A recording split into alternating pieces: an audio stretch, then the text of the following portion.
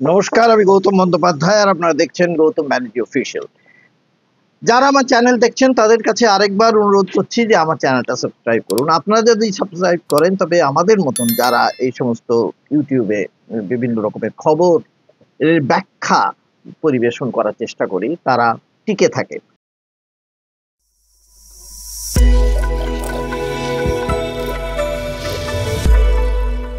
বাংলায় একটা খেলা ছিল বাঘবন্দি খেলা।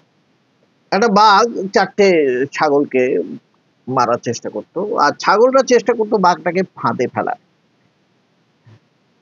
খুব চমৎকার খেলা, কিন্তু রুদ্ধশ্বাস খেলা। ঠিক সেই ধরনের একটা খেলা তৈরি হয়েছে। কোথায় তৈরি হয়েছে? এই বাংলায়। SIR, বিশেষ নিবিড় সংশোধন। তো অনেকের মুখে মুখে ফিরছে নোটবন্দির পরে কি ভোটবন্দি। আমি তো মনে করি ভোটবন্দিও নয়, এটা হচ্ছে বাঘবন্দি। বাঘবন্দি মানে মনে হচ্ছে যেন SIR এর ছদ্মবেশে নির্বাচন কমিশন এসে বাঘের মতো লাফিয়ে পড়েছে ছাগলদের ধরবার জন্য। ছাগল মানে বুঝতেই পারছেন আমাদের মতো চুনোপুটি ভোটাররা। এবারে ছাগলরা কি করবে? ছাগলরা কি তাদের ফাঁদে ফেলবার চেষ্টা করবে নাকি পালাবার চেষ্টা করবে? দুটোই শুরু হয়েছে। ফাঁদে ফেলার চেষ্টাও শুরু হয়েছে। এটা হচ্ছে কেন শুরু হয়েছে? শুরু হয়েছে এই কারণে, ঠিক ছাগলরা যে কারণে আতঙ্কগ্রস্ত হয়ে চেষ্টা করে যেমন করে হোক বাঘটাকে তাড়িয়ে দেবার, যেমন করে হোক, ঠিক এই ধরনের একটা চেষ্টা চলবে।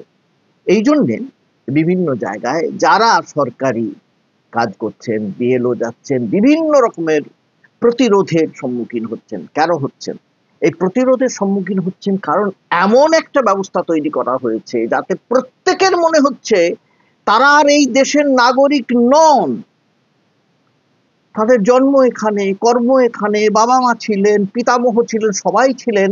কেউ যদি বাংলাদেশ থেকে এসে থাকেন, যখন এসেছেন তারপরে দীর্ঘদিন হয়ে গিয়েছে, চাকরি করছেন, বাকরি করছেন, ছেলেরা চাকরি করছে, কিন্তু 2002 তো নাম নেই। এটা নিয়ে বিজেপি উল্লসিত হয়ে আগে বলেছিল এবারে 2 কোটি ভোটারের নাম যাবে, তার মধ্যে নাকি রোহিঙ্গা, বাংলাদেশি, মুসলিম যারা অনুপ্রবেশকারী সমস্ত হবে। কিন্তু সেটা শুনে সাধারণের মনে কতটা আনন্দ হয়েছিল, উল্লাস হয়েছিল সেটা ঠিক জানা না গেলেও বেশ কিছু হিন্দুর মনে মনে হয়েছিল হ্যাঁ এটা একটা ভালো কাজ। কিন্তু কি দেখা গেল?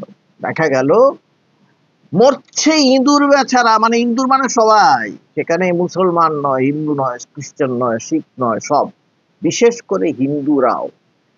এবারে কি করা যাবে? আমি শুধু মতুয়াদের কথা বলছি না, এর আগে মতুয়াদের কথা বলেছি। আমি মতুয়াদের কথা বলছি না, বাঙালি মুসলমানদের কথা বলছি না। আপনারা পরপর দেখে যান, এটা আমার কথাও নয়। বিভিন্ন সাংবাদিক বিভিন্ন জায়গায় লিখছেন, কখনো সোশ্যাল মিডিয়ায় লিখছেন, কখনো বা হোয়াটসঅ্যাপে লিখছেন, উদাহরণ দিয়ে দিয়ে বিভিন্ন জায়গায়, কখনো কাগজে লেখা হচ্ছে। দেখুন আমি পরপর বলি। দেখুন, সুমন সেনগুপ্ত একটি পোস্ট করেছেন, ছোট পোস্ট সোশ্যাল মিডিয়ায়। তাতে তিনি তার পরিচিত জনের কথা লিখেছেন। দক্ষিণ কলকাতার রূপা দাস পরিচারিকার কাজ করেন, কোনো কাগজপত্র নেই। কোথায় থাকবে বলুন তো? তারা না পড়েছেন স্কুলে, কোনো রকমে দিন গুজরান করেন, এখানেই জন্ম, এখানেই কর্ম, সারা জীবন এই কাজ করে গিয়েছেন। তার স্বামী, ঠিক আছে তার নাম থাকতে পারে, তার স্বামী যে তারই স্বামী সেটা প্রমাণ করা আরেকটা দুষ্কর ব্যাপার। তার কারণ ম্যারেজ রেজিস্ট্রেশন নেই, নাই, থাকা স্বাভাবিক, খুব স্বাভাবিক। কজনের আছে এই ভারতবর্ষে ম্যারেজ রেজিস্ট্রেশন? এই দেশটা কি আমেরিকা? এই দেশটা কি ইংল্যান্ড? কি মনে করেছে আমরা ভারতের শাসকরা? আমরা বুঝতে পারছি না। এই যে কেন্দ্রের শাসক দল বিজেপি, তারা কি মনে করেছে? তারা কি মনে করেছে এইভাবেই সারা দেশটাকে তারা নিয়ন্ত্রণ করে ফেলবে? ভোট দেবে কারা? শুধু এলিট মহল, ওপরের মহল, ক্রিমি লেয়ার, তাহলে কাজ হয়ে যাবে, বর্ণ হিন্দুদের দল। কিন্তু তাও তো হচ্ছে না। এবার দেখুন রূপা দাস বললাম আপনাকে। তারপরে দেখুন মালদহ, যেটা মুসলিম অধ্যুষিত জায়গা, সেখানে শাহাপুরের একটি খবর বেরিয়েছে। বহু জায়গাতেই খবর বেরোয় কিন্তু আমরা লক্ষ্য করি না। ছোট ছোট খবরের মধ্যে অনেক বড় খবরের বীজ রোপিত থাকে। এই মালদহের শাহাপুর পঞ্চায়েতে সমরেশ মজুমদার 2002 সালে নাম নেই। কি করবেন তিনি? তিনি জানেন না, কিছুই বুঝতে পারছেন। কি করবেন? ছেলেপুলেরা আছে, তাদের নাম উঠেছে, কিন্তু তাতে তার কি? ছেলেপুলেরাও তো বেনাগরিক হয়ে যাবেন, কারণ বাবাদের নাম নেই। তারা কি করবেন? তাদের তো পরে নাম আছে। দিলীপ ভট্টাচার্য, এও তাই, বর্ণ হিন্দুর দল। দিলীপ সিংহ, এই সমস্ত নাম, এই নিয়েও খবরে প্রতিবেদন প্রকাশিত হয়েছে। এই যে এত হিন্দুদের নাম, ধরুন এই দক্ষিণ কলকাতায় বেহালায় ঝুমা ঘড়ুই বাড়িতে বাড়িতে কাজ করে, পরিচারিকার কাজ করে, প্রচন্ড খেটে পরিশ্রম করে, আধার আছে, ব্যাংকের পাস বই আছে, কিন্তু থাকলে কি হবে? 2002 নাম নেই, পড়াশুনো করেনি, কাজে মাধ্যমিকের কোন রকমের সার্টিফিকেট তাদের নেই, স্কুলের সার্টিফিকেট নেই, বার্থ সার্টিফিকেট নেই, অথচ তারা এখানকার চিরকালীন বাসিন্দা। এখানে থেকে কাজ করেছে, তার বাবা মা কাজ করেছেন, তারা দিনের পর দিন থেকেছেন। আবার অনেক সময় বাবা মায়ের নাম আছে, কিন্তু ছেলেমেয়ের নাম থাকছে না। এবারে বাবা মায়ের নাম আছে, ছেলে মেয়ের নাম যদি না থাকে, তাহলে সমস্যাটা কোথায়? সেই মেয়ের যদি বিয়ে হয়ে গিয়ে থাকে, এরকম একাধিক ঘটনা, একাধিক নয় মানে শয়ে শয়ে ঘটনার খবর পাওয়া যাচ্ছে, সেই সমস্ত মেয়েদের যাদের বিয়ে হয়ে গিয়েছে, যাদের স্বামীদের পদবি আলাদা বাবা মায়ের থেকে, এবার তাদের যদি 2002 নাম না থাকে, বা পরে 2005 বা 2006 নাম আছে, এরকম অনেকের নাম আছে, তারা প্রমাণ করবেন কি করে যে তারা ওই বাবারই সন্তান? কারণ পদবি তো আলাদা,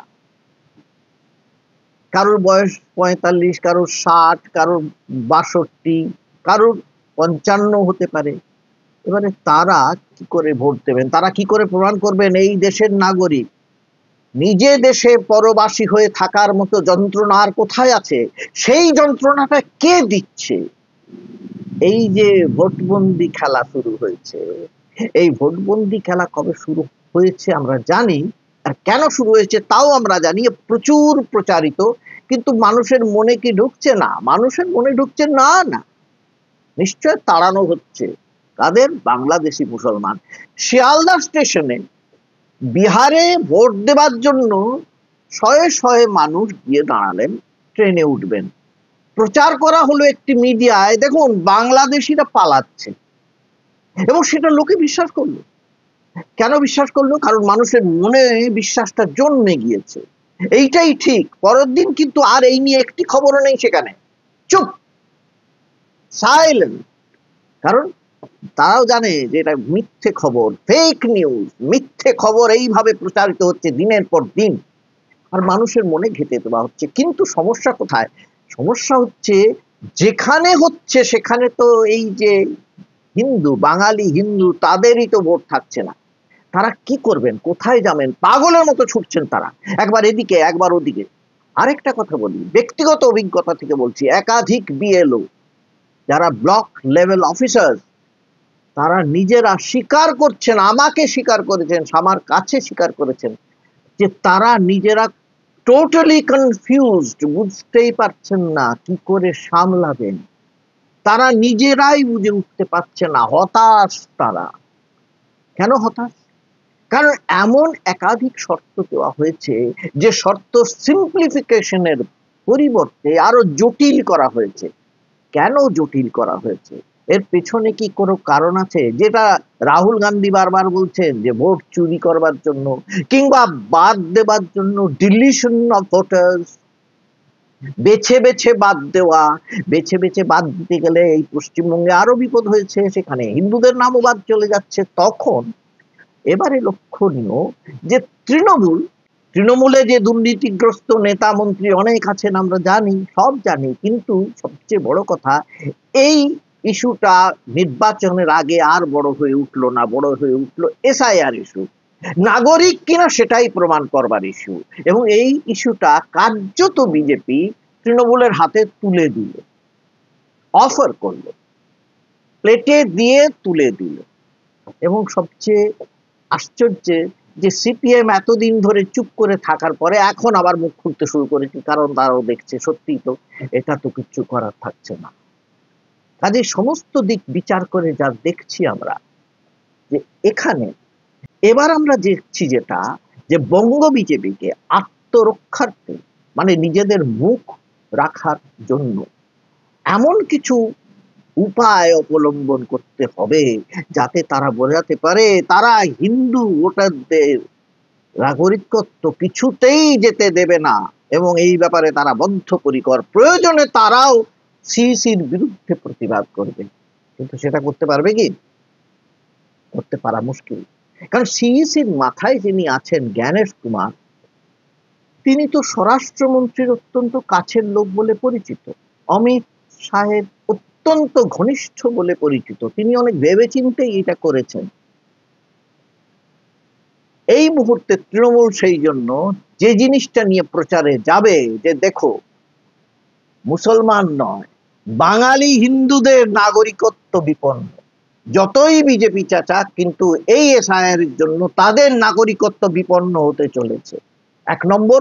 দু নম্বর, তারা এটা বলতে চাইবে যে বিহারে যেরকম মহিলা ভোটারদের বাদ দেওয়া হয়েছে, পশ্চিমবঙ্গ সেটাই করা হবে। বিহারে মহিলা ভোটাররা কিরকম ভাবে বাদ দিয়েছেন আপনারা জানেন অনেকেই।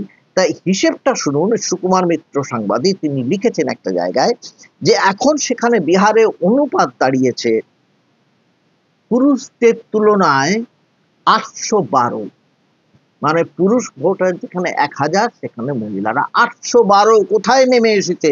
এর আগের নির্বাচনেও ছিল 907। কারণ দেখানো হচ্ছে মৃত ভোটার, কারণ দেখানো হচ্ছে স্থানান্তরিত ভোটার, মহিলা, পরিযায়ী শ্রমিক কত দেখতে পাই আমরা।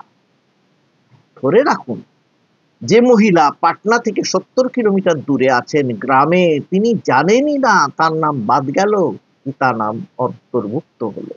তিনি ভোট দিতে যাবার সময় দেখবেন তার নাম নেই, অতএব তিনি বাদ। পশ্চিমবঙ্গের সমস্যা হচ্ছে এটাই, পশ্চিমবঙ্গের মহিলা ভোটারদের অধিকাংশই মমতাকে ভোট দেন। কারণ লক্ষ্মীর ভান্ডার, কারণ সবুজ সাথী, কারণ বিভিন্ন রকমের প্রকল্প মহিলাদের জন্য যা করেছেন তিনি, আপনারা জানেন সবাই, নতুন করে বলছি না। মহিলাদের ভোটার যদি বাদ যায়, সেখানে প্রচুর হিন্দু ভোটার কিন্তু আছেন বিজেপি সমর্থিত, সেখানে কিন্তু প্রচুর মহিলা আছেন যারা বিজেপিকে সমর্থন করেন। তারা এবার কি করবেন সেটা ভেবে বিজেপিকে মাথা চুলকোতে হবে, এটাও বিজেপির ভাবতে হবে আজকের দিনে। হয়তো গতকাল তা ভাবেনি, আগামী দিনে এটা কিন্তু বিজেপির উপরে প্রবল চাপ বাড়াবে।